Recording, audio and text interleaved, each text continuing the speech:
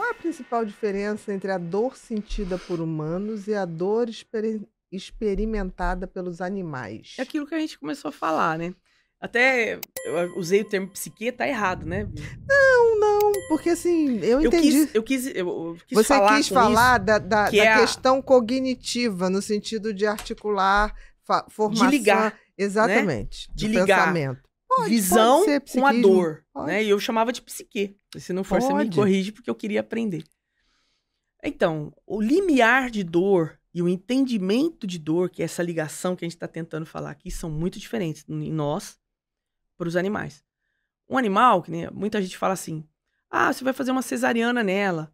E a coitadinha, os bichinhos vão mamar e tem um corte aqui no meio. Eles não estão nem aí para esse corte.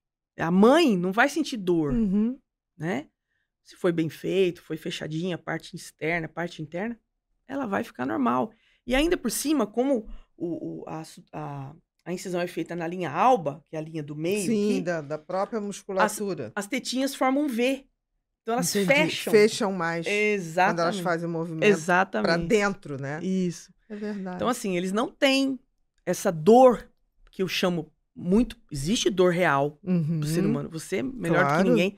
Aliás, eu vou te fazer a pergunta Faça. que eu fiz lá no meu post. Se alguém soubesse, para me falar. Qual é o percentual de dor psicológica e dor real no ser humano? Existe? Varia de ser humano para ser humano. Mas, Também, em né? média, eu diria que tem 60% é 60. psicológica, é aprendida, é um comportamento, por exemplo, pais que reclamam muito de dor, né, tendem a ter filhos que qualquer dorzinha já falam alguma Sim. coisa. Pais mais resilientes com dor têm filhos que também conseguem lidar melhor com a dor. Esse exemplo que eu te passei do meu filho no Uhum. chuveiro, aquilo pra mim foi fantástico, cara. Porque imagina, ele tava brincando, a hora que ela evidenciou Quando que a ele tinha um outra negócio, falou, que ele olhou e começou a chorar. exatamente, exato. Que era dor Da zero. onde que tá doendo? Era dor zero, Exato. né? Uhum. Mas bateu, porque é sangue.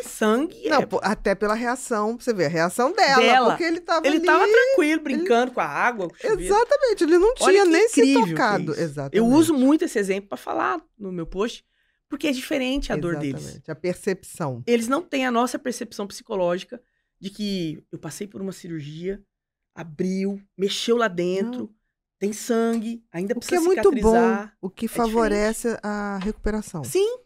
Eles não fazem ideia daquilo. É que nem a morte. Por exemplo, eu acho assim, que os cachorros, você sente que eles, às vezes, estão perto de morrer. Eu já passei por isso. Mas não é que eles tenham consciência da morte. Eles não têm consciência da morte. Isso deve ser uma beleza. Deve. Porque você não tem nenhum grilo de finitude ou não finitude. Exatamente. Isso realmente eu fico pensando assim, gente, eles não têm essa angústia. Não Isso é tem. nossa. Né? Quando a gente vê que eles estão doentes, é a nossa angústia. Sim. Eles não. Exatamente. Porque eles não têm essa noção, eles não têm essa consciência de finitude. Sim. Né? E tem o tal do limiar, né? Que também é... O limiar de dor deles. Exato, totalmente. Mais em cima. E que também varia muito entre nós. O meu limiar de dor é altíssimo. Uhum. Eu não tenho dor. Uhum. Demora pra eu... Tô dizendo, você é animal. E já conheço, tem irmã que, nossa senhora, encostou o dedinho. E o meu limiar de dor não é tão alto, não. Eu me lembro que eu fui fazer o primeiro Botox com 52 anos. Já tem um tempo. E aí eu cheguei pro Maurício, né? Muito maravilhoso ele, porque ele faz pouquinho, eu não gosto nada grande. E aí ele falou, mas Bia, por quê? Eu falei assim, não, porque eu detesto sentir dor. Aí ele falou, então vou fazer um jeito que eu não vou, que você não vai sentir dor. Eu falei, não me prometo que você não pode cumprir. Mas eu vou te dizer uma coisa, se eu sentir dor, eu não vou brigar, não vou fazer nada, eu vou levantar e vou embora. Só isso, tá? Aí ele foi com todo cuidadinho, e ele pegava um aparelhinho que fazia feito uma vibração, então eu ficava concentrada naquela vibração, e realmente, aí ele, tá bem? Aí eu falei, não, tá. Ele falou, não, mas eu tô apavorado, você vai levantar, porque vai ficar metade feito, metade não feito. Aí, hoje em dia eu vou lá, eu já sei, porque ele tem uma mãozinha leve, eu sempre falo, faça pouquinho, né? É melhor fazer pouquinho. E ele bota esse negocinho. Mas eu falava, olha, se eu sentir dor, eu vou levantar e vou embora.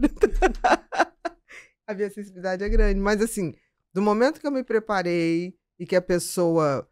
Eu sei que a pessoa tá fazendo tudo que é possível. Então tem uma dor que não tem como. Às vezes tem que... Aí eu me preparo pra isso. Agora eu detesto gente que fala assim, não vai doer nada. Não, me diz o que vai doer. Ah, eu também não gosto disso. Porque aí eu me preparo, entendeu? Porque assim, você chegar... Ou então aqueles médicos horrorosos que falam assim, você fala assim, tá doendo em você, não em mim. Se fizer isso comigo, eu levanto e vou embora, sinceramente, porque isso é a falta de empatia total. Não. Total. Eu me lembro quando eu trabalhava em pronto-socorro que tinha que fazer sutura, eu falava, olha, vai doer só a picadinha do anestésico, depois eu vou testar. Se você não tiver sentido aí, eu vou começar a fazer a sutura.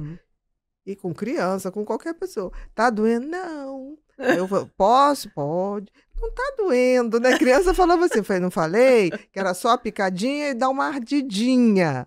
Eu falei, é só agora, depois não vai sentir. Tem que explicar o que vai acontecer. E eu gosto de fazer isso nada. até com os animais. Por exemplo, chegar lá pra fazer uma vacina, uma coisa simples.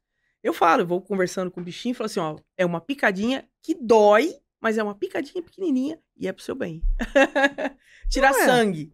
Não adianta, eu sei que eles não estão me entendendo, mas só o fato de a gente estar falando com uma vozinha mais assim já deixa eles mais tranquilos. Mais aconchegados. Sim. Né? Isso aí, mas tem menos sensibilidade mesmo, assim, a dor, né? Acho que a gente respondeu, né? Respondemos. O conhecimento é o primeiro passo para a compreensão e a transformação. Nesse curso, vamos abordar tudo sobre o transtorno de personalidade borderline, desde os conceitos básicos, as causas e até os tratamentos mais avançados.